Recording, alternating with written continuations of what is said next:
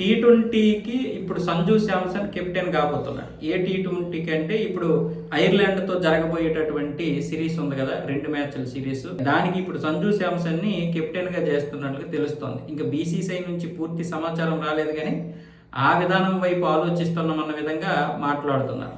ఎందుకు అంటే ఇప్పుడు టీ20 అంటే ఐర్లాండ్ లాంటి దేశంతో ఆడేటప్పుడు కొత్త వాళ్ళకి అవకాశం ఇస్తారు. టీ20 అనే కాదు, ఏ మ్యాచ్ ఆడినా కొత్త వాళ్ళకి అవకాశం ఇస్తారు. సీనియర్స్ని ఇక్కడికి పంపించరు, జూనియర్స్ని పంపిస్తుంటారు. అంటే మామూలుగా ఇప్పుడు అభిషేక్ శర్మ లాంటి వారి ప్లేస్లో కూడా ఇంతకుముందు వైభవ్ సూర్యవంశీ ఉన్నాడు కదా, అలాంటి అబ్బాయిలు పంపించే అవకాశాలు ఉంటాయి. సో ఇప్పుడు కెప్టెన్గా సూర్య కాకుండా సంజు శాంసన్ పంపిస్తే అనుభవం సంపాదిస్తాడు.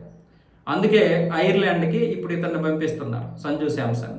మామూలుగా అయితే మనకి ఐపీఎల్ అయిపోగానే ఇది ఉంది, ఆఫ్ఘనిస్తాన్తో ఒక వన్డే మ్యాచ్ ఉంది, అలాగే టెస్ట్ ఉంది. అది అయిపోయిన వెంటనే జూన్ 20న అది అయిపోతే జూన్ 26, జూన్ 28నే ఈ 2 టీ20 మ్యాచ్లు అయితే ఉన్నాయి ఐర్లాండ్లో. అది కూడా మన వాళ్ళు 18-19 సంవత్సరాల తర్వాత ఇప్పుడు అక్కడ బెల్ఫాస్ట్ సిటీలో ఆడబోతున్నారు. అంతకుముందు 3 సార్లు ఆడారు, కానీ ఈ మధ్య అది ఎక్కడంటే డబ్లిన్ సమీపంలో మలాహెడేలో ఆడారు.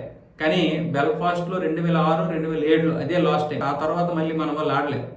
ఈ బెల్ఫాస్ట్కి ఒక ప్రత్యేకమైనటువంటి అనుబంధం ఉంది మన వాళ్ళకి. అందుకే ఇప్పుడు మన వాళ్ళు ఎమోషన్తో సంజు శాంసన్ని పంపిస్తున్నారు కొత్త టీంకి. అందుకే ఇప్పుడు కెప్టెన్గా పంపిస్తే అనుభవం కూడా సంపాదిస్తాడు.